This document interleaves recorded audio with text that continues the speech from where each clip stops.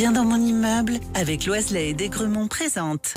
Sud Radio, les incontournables de la copropriété. Thomas Binet, Philippe David. Bonjour Thomas Binet, vous allez avec votre consultant Philippe Loiselet, patron de Loiselet et Desgremont, nous informer sur les sujets liés à la copropriété et plus précisément aujourd'hui sur les risques liés aux impayés de charges. Oui Philippe, parce que la copropriété est un régime de propriété partagé entre plusieurs personnes dans un immeuble ou un ensemble de bâtiments.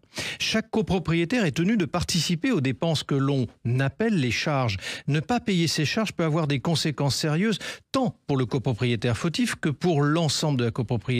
Ce sont ces conséquences qu'on va aborder aujourd'hui avec vous. Bonjour Philippe Loiselet. Bonjour Thomas Binet. Alors, justement, comment on en parle de tout ça, Philippe ? Effectivement, nous allons d'abord examiner les conséquences pour le débiteur. La première conséquence directe pour un copropriétaire qui ne paye pas ses charges, c'est l'accumulation de dettes. Les charges sont généralement dues sur une base trimestrielle. Si le paiement n'est pas effectué à temps, les charges impayées s'accumulent, augmentent ainsi la dette du copropriétaire. Cette situation peut devenir rapidement problématique, surtout si le copropriétaire fait face à des difficultés financières ou s'il a d'autres dettes. Et ça génère aussi quand même des frais pour le retardataire du coup. Tout à fait. En plus de la dette principale, les règlements de copropriété prévoient souvent des intérêts de retard et des pénalités pour les charges impayées. Ces frais additionnels sont généralement calculés en fonction d'un taux d'intérêt fixé dans le règlement de copropriété. Plus le paiement est différé, plus les intérêts et pénalités s'accumulent, augmentant ainsi le montant total dû par le copropriétaire. Et ça apporte également des frais de recouvrement, ça ne s'arrête pas. Oui, si le copropriétaire continue de ne pas payer ses charges, le syndic entamera une procédure de recouvrement de créances. La première étape est souvent l'envoi d'une mise en demeure, un document juridique formel demandant au copropriétaire de régler sa dette. Si le copropriétaire ne répond pas à la mise en demeure ou ne paye toujours pas ses charges, le syndic peut saisir le tribunal pour obtenir une injonction de payer. Si le tribunal donne raison au syndic, une procédure de saisie sur les biens du copropriétaire peut être engagée, allant jusqu'à la saisie et la vente de son appartement. Ce qu'on appelle une vente forcée de l'appartement, d'autres termes. Tout à fait. Dans les cas les plus extrêmes, si le copropriétaire ne règle pas ses dettes, malgré les procédures judiciaires, le tribunal peut ordonner la vente forcée de l'appartement pour couvrir les charges impayées.